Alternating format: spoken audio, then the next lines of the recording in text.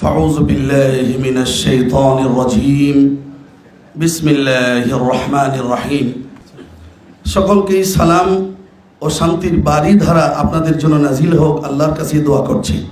2024 সালে 5 আগস্টের এই স্বাধীনতা অর্জনের পর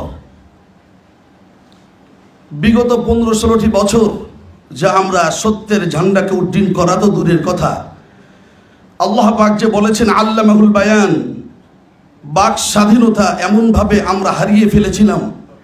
মসজিদের মিম্বারগুলি, মসজিদের মেহরাবগুলি, খতিবদের স্থানগুলি চোর ডাকাতদের হাতে চুরি হয়ে গিয়েছিল, যার কারণে সত্য কথা বলা তো দূরের কথা, মসজিদে ঢুকলে বের হতে পারবো কিনা, জুমার দিনে বিবির কাছ থেকে বিদায় নিয়ে মসজিদে যেতাম।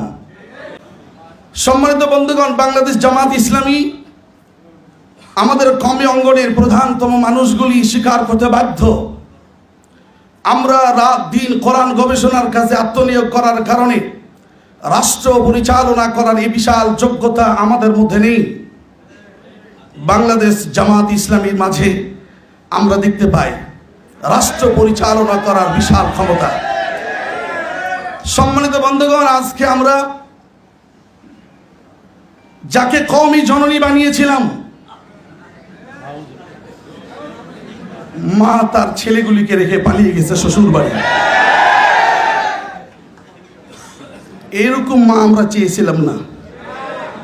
আসলে ভুলটা তো আমাদেরই ছিল।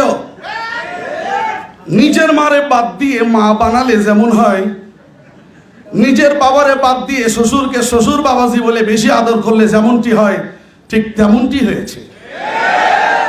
এরপরও যদি লজ্জার শরম এই জাতির না হয়, শুনে রাখুন, আল্লামা কোরআনের পাখি আল্লামা সাইদি সাহেব যা বলে গিয়েছিলেন, প্রত্যেকটা কথা ভবিষ্যৎবাণীগুলি যেমন ঘটে যাচ্ছে, আমিও আপনাদের মাঝে ভবিষ্যৎবাণী একটা রেখে যাচ্ছি।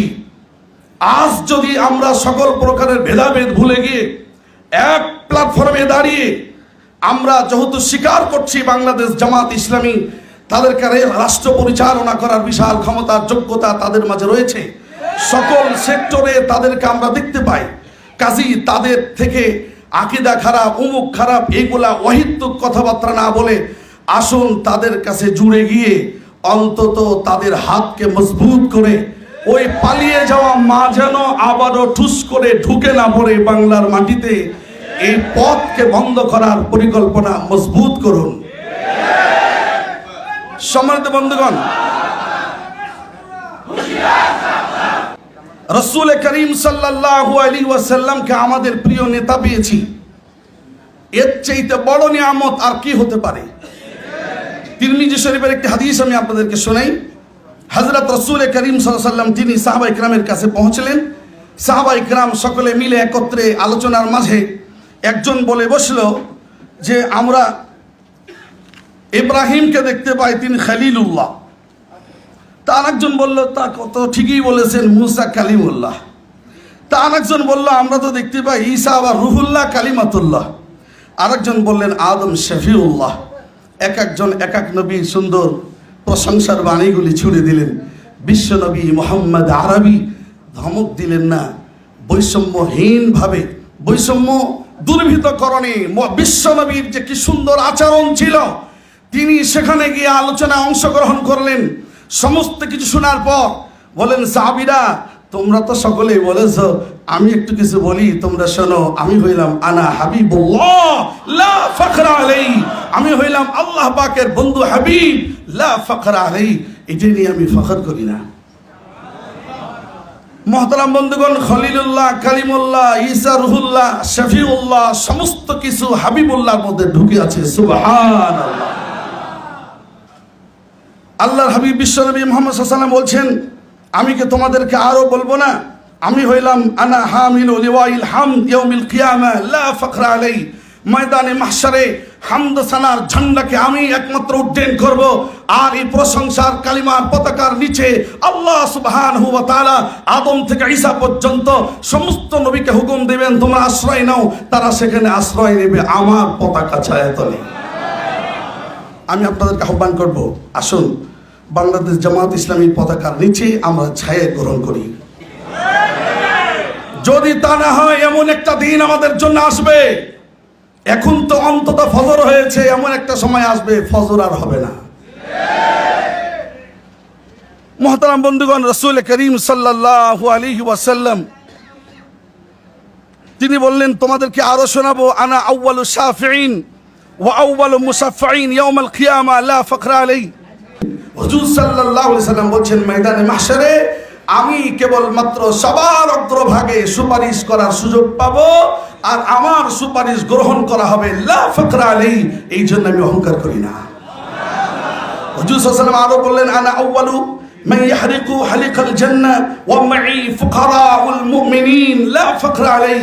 আল্লাহ পাক আমাকে এমন সুযোগ দিবেন, জান্নাতের কড়ায় আমি সর্বপ্রথম দরজায় ধাক্কা দেব, দরজা খুলে দেওয়া হবে, আমাকে ভিতরে গ্রহণ করা হবে, আর আমার সাথী হিসাবে আমার উম্মতের মুমিনিন যারা, এরা আমার সাথী হবে। সুবহানাল্লাহ। ফুকারাউল মুমিনিন, মুমিনদের মধ্যে যারা দরিদ্র অসহায়, এরাই হবে আমার সাথী। সুবহানাল্লাহ। তাই তো যুবক ভাইরা, এটাই বলতে হয়, जान भी मैं दे दूं खुदा की कसम, अगर कोई मांगे मुस्तफा के लिए जीवन যদি দিতে হয়, ওই বিশ্ব নবীর শানে দাও, যে বিশ্ব নবী মুহাম্মদ আরবি সকলের জন্য উৎসর্গ করেছিল তার জীবন।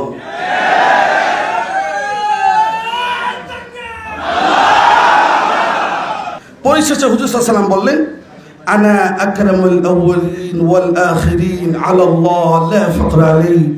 সাহাবীরা, তোমরা কি জানো, পৃথিবীর শুরু লগ্ন আর শেষ পর্যন্ত যত মানুষ এসে গেছে, যত মানুষ আসবে, সকলের মাঝে মহান আল্লাহ সুবহানাহু ওয়া তাআলার কাছে সবচেয়ে মর্যাদার মানুষ, সবচেয়ে দামি মানুষ হলাম আমি, বিশ্ব নবী মুহাম্মদ আরবি, লা ফাখরা আলাই। এতে আমি নবী অহংকার করি না। এখন প্রশ্ন হয়, হুজুর এতগুলো কথা বললেন, আবার অহংকারও করে না, হুজুর নিজেই বলছে, وَأَمَّا بِنِعْمَةِ رَبِّكَ فَحَدِّثْ। সূরা দুহার 11তম আয়াতে মহান আল্লাহ তাআলা বলছেন, নবী গো, আমার দেওয়া নিয়ামতগুলি আপনি জাতির সামনে বয়ান করুন। আমি নিয়ামত তোমাদেরকে দিয়েছি, তোমাকে দিয়েছি, এগুলো প্রকাশ করুন। ভাইরা, এখন তার নবী নেই। 15-16টি বছরের অমাবস্যার রাতের কষ্টে যাদের মনে রয়েছে, বাড়ির ভিতরে স্বামী স্ত্রী ঘুমিয়ে আছে, কোন সময় কোন বাহিনী এসে নিয়ে চলে যাচ্ছে, আয়না ঘরের নামে যে বাইনা আমাদের সাথে দেওয়া হয়েছে, এই সমাজ আর দেখতে চায় না, এইরকম রাত আর দেখতে চায় না। যদি আমরা হুঁশিয়ার না হয়ে যাই, সামনে এমন একটা সময় আসবে, আয়না ঘর আর খুঁজে পাবো না, ঘর থাকবে দরজা থাকবে না। সুতরাং আসুন, বাংলাদেশ জামাত ইসলামীর এই পতাকা তলে আশ্রয় গ্রহণ করে আমরা কাঁধে কাঁধ মিলিয়ে আমি আপনাদের কাছে আকুল আবেদন করব, বাংলাদেশ জামাত ইসলামীর ঊর্ধ্বতন কর্মকর্তাদের কাছে, আমাদের কওমি অঙ্গন সহ ইসলামী দল যতগুলি আছে, চরমনায় পীর সাহেবের দল, খেলাফত মজলিস ইত্যাদি, মোটামুটি 4-5টা দল যদি আপনারা একত্রিত হন, ওরা যদি 14 দল একসাথে হইতে পারে, আমরা কেন পারি না? যদি 4-5টা একসাথে হওয়া যায়, আমাদের ক্ষমতা ঠেকায় কে? কথা ঠিক কিনা বলেন? মুহতারাম বন্ধুগণ, যদি আমরা সামনে এরকম পরিবেশ পেয়ে যাই, তা আলহামদুলিল্লাহ আমাদের এই জবান দিয়ে কোরআন যা শিখেছি, জাতিকে তা বুঝাতে পারবো, কোরআন যা পেয়েছি মানুষকে তা বুঝাতে পারবো, আর এই দিনটা আমরা দেখতে চাই। পারবো তো ইনশাআল্লাহ ভাইরা? আল্লাহ তাআলা আমাদের সকলকেই আমল করার তৌফিক দান করুন। আসসালামু আলাইকুম ওয়া রাহমাতুল্লাহি ওয়া বারাকাতুহু।